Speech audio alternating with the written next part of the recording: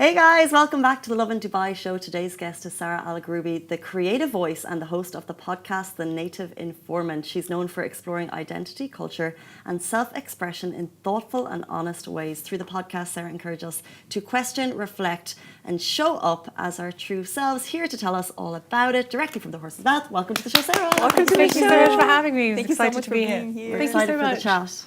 So can you explain what is The Native Informant? Sure. The Native Informant is an online platform where we open social dialogues and discuss maybe hard-hitting, highbrow conversations that might not be comfortable or have not been removed from behind closed doors. But the sort of main ethos of the platform is to give voices to marginalized and underrepresented groups, as well as centering the Arab voice in the conversation. So interesting.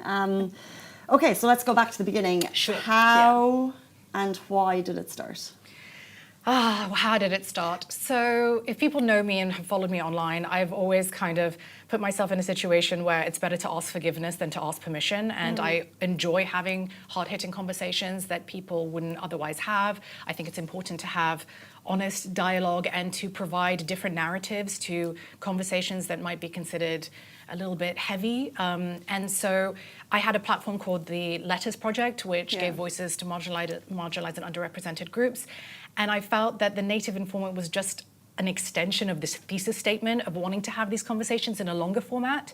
And then in a dinner party, a friend of mine said, you know, why don't you call it the Native Informant?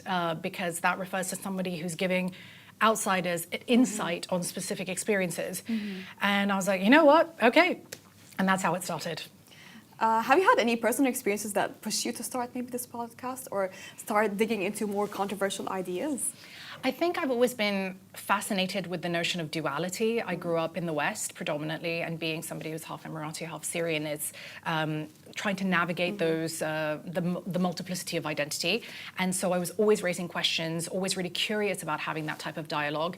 And so it only seemed natural to have an extension like the Letters Project or the Native Informant. So I think in a way it was me uncovering truths about myself and certain experiences. And so it just almost feels like a long-winded question that I have. And then every once in a while I get nuggets of wisdom that keep adding to this layer of self-discovery, which I think is great.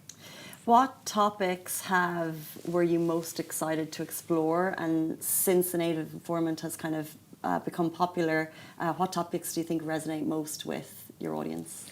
Well, interestingly enough, one of the main themes that people usually bring up when they meet me and we have conversations, whether it was the Letters Project or the Native Informant, is they said, finally, you know, I feel like I'm not alone, or I feel like an aspect that was very nuanced to my experience is all of a sudden a universal message that I never knew existed.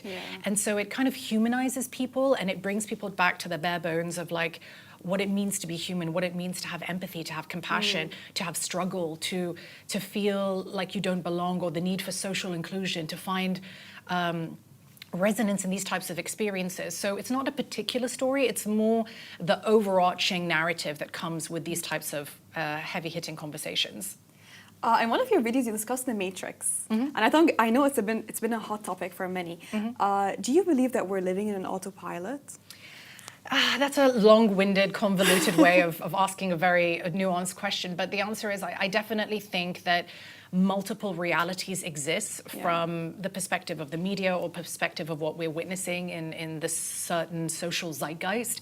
And I think having platforms like the Native Informant provides alternative narratives, or perhaps like counter narratives to exist simultaneously with other people's opinions. And I saw on social media you said, like, you know, your truth is not the only truth, which is absolutely something that I seem to kind of regurgitate when I talk to people. I'm just like, you know, your reality is your reality, my reality is my reality. But at the end of the day, there is something that lies as the midpoint, the in-between of us and you, or us versus them, that is the truth that resonates with a vast majority of the people. And I think, you know, to advocate for that or to speak up on situations like that, I think is very important. What surprised you the most, or what has been, I guess, the biggest learning for you throughout these conversations? That's an interesting one. I think that a lot of people feel the need to exist in their own reality and not realize that there are larger narratives to exist. Kind of, I guess, an extension from the last question that you just asked, because we live in a world right now where everything is so polarizing, or even online platforms are existing in a very binary way of thinking. And I've said this on my platform, you're either with us or you're against us. If your ideology doesn't align with mine, and therefore it's rendered invalid in my opinion. And it becomes this kind of fight for who's right, who's more validated, who's more important. And I think those social hierarchies get broken down with things like the native informant, because I'm asking for somebody who might not necessarily agree with me fully, but we can have those conversations and allow for maybe a conversation that has happened behind closed doors to exist on a platform where they're like, oh, I resonate with that, or I don't, Yeah. What are other ways that people can break free from their own perception and reality, do you think? I think just knowledge and understanding. The more that you know and the more that you enlighten yourself with wisdom and other people's experiences, the more that you can fragment or shatter, or what I would say like dismantle these notions of what it means to be you against the rest of the world. And I think against the social zeitgeist that we feel now, we are seeing alternative ways of thinking and alternative ways of existing that might not align with the truth that we were raised to believe or socially programmed to believe. So I think that the more knowledge and understanding and wisdom that you can impart on yourself, then you can disseminate that into the world, and being open and receptive to it, because a lot of the time these conversations happen with people that like, I'm not interested in your opinion, or I don't want to have this conversation. And I think it's important to be open to those. Have you ever received backlash for a video you posted? Have I? The question is, have I not received backlash? Of course I have. It's like literally my middle name. Being a sort of social martyr when it comes to these types of conversations, absolutely I've received, it's like second nature to receive social backlash. What are the topics usually about? Like, gets people heated? I mean, anything that is considered slightly highbrow, literally anything. It could be a topic of, gender. It could be a topic of identity. It could be a topic of, can we debate what humanity is? Certain conversations, because I think we live in a very sort of socially and culturally sensitive time. So everyone is #triggered by anything that you say, instead of having debate take place or conversation. Like, you and I can have a crazy conversation where we completely disagree, but the gloves are off in the conversation, but then when we're all done, we can go have a coffee later. So I think allowing for these conversations and debate to actually be debate is, I think, very important. But do you feel the need to justify what you're doing to the people who don't see it that way? Okay, so do you respond? Yes, I think in the past I felt the need to justify or add disclaimers to disclaimers to disclaimers, once, twice, thrice over. But now I think to be a disruptor, or to be somebody that goes against the grain or goes against conventions, if I continue to do what other people feel that I'm doing is, incorrect in their eyes, and I sort of cow out and safeguard myself because I'm afraid of what other people would say or people's opinions, then I will never grow as a person. I will continue to disrupt, and I will continue to disappoint people, and I am happy to disappoint as many people as possible, because it means that I'm staying authentic and true to myself and my belief system. And if I have the privilege to have platforms where I can advocate for voices, I think what better way to do that because I think you guys have you had Layla Saleh on the platform, and she said something in the interview that you guys had with her, which was, she said, at the end of days when I'm no longer here, I don't want to meet my maker a coward. And I absolutely resonate and echo with that sentiment. So if I can put my head on the pillow and know that I operated from a place of good faith and authenticity, then that's all that matters to me.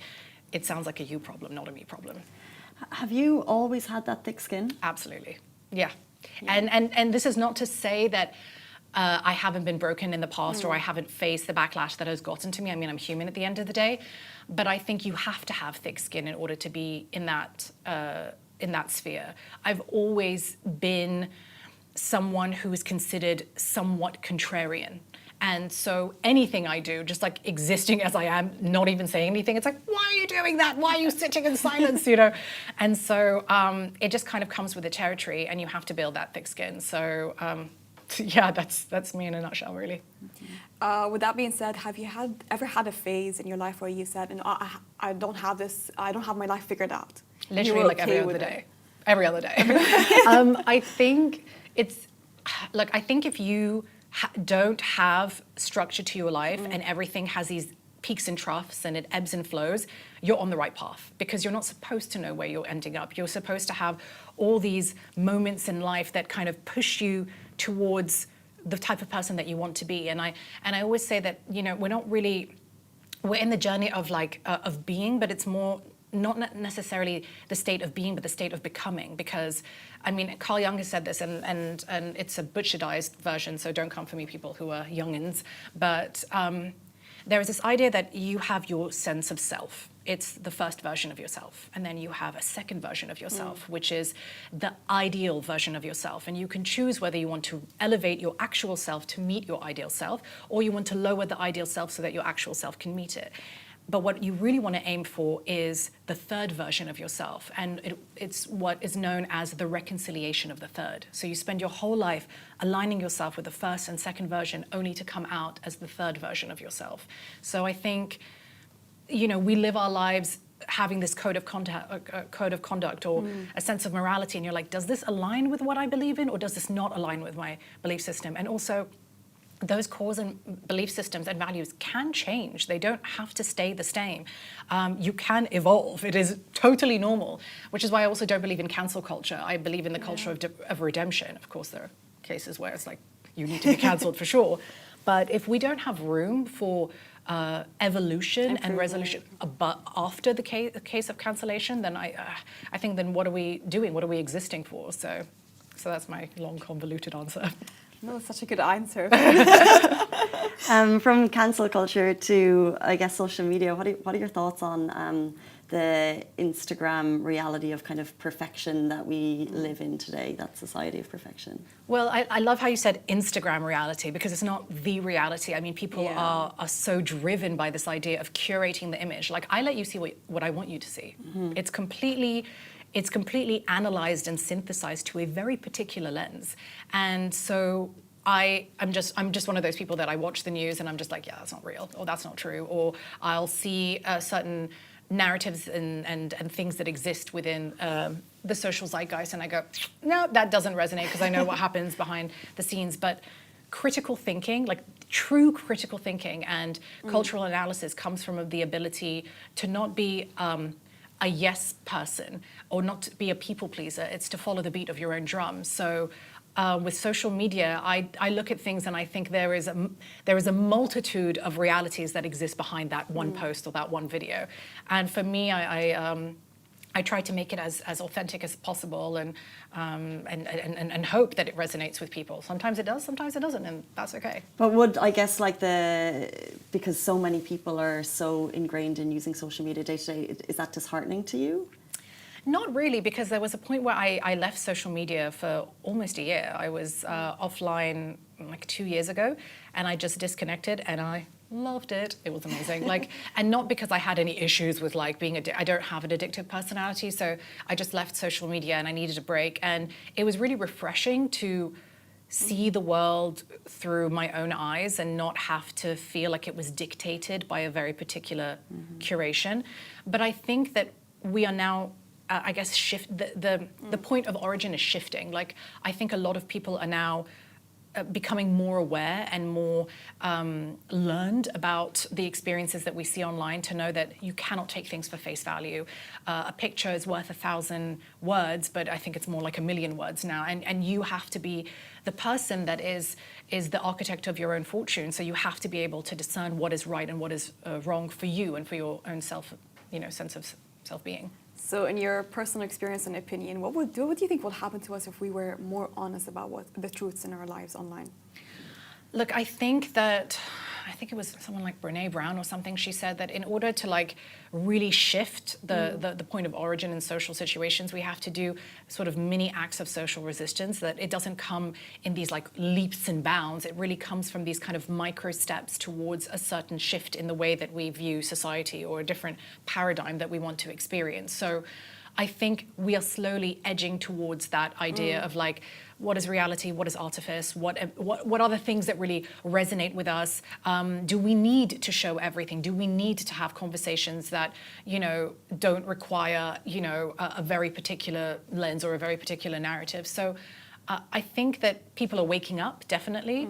And I think it's only just a matter of time before people start to realize that they're not parroting others' opinions, but they have their own opinions, and then there will be more room for those opinions to exist. Positive viewpoint. Inshallah. We have to be. Do you believe in manifestation? And if so, what's on your vision board? I do believe in manifestation, but I believe in it in terms of religion. I'm a Muslim, so I believe in the power of dua. And I read a book recently, Bint Maryam. I'm so sorry of the author, but it was called The Power of Dua, and it was a life-changing book that really kind of focused on this idea of like, you really have to be very particular about what you want, and you have to narrow it down and focus, which I think is classic, manifestation, all of that.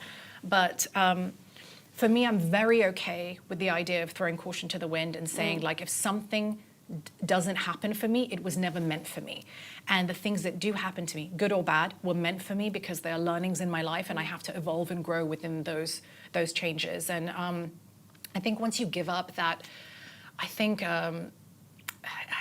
how would I call it? Like a sense of like worldly agency, and you kind of give it up to a higher power, and your spirituality kind of takes fold, then nothing can ever disappoint you, because you've left it to the Creator, the Almighty Creator. There's nothing else that you need to worry about, and you just hope for the best but prepare for the worst. How lovely. That brings us to the end of the Lovin Dubai show. If people would like to reach you, or how can they listen to the podcast? They can find me on all social platforms, Spotify, all of those, on The Native Informant, and of course my personal page, which is Sarah Alagroobi. Thank you so much for joining us today. Thank you so much. Thank you, Masa. Thank you, Casey. And that brings us to the end of the Lovin Dubai show. We're back with you every single weekday morning, same time, same place. Have a beautiful day. Bye-bye.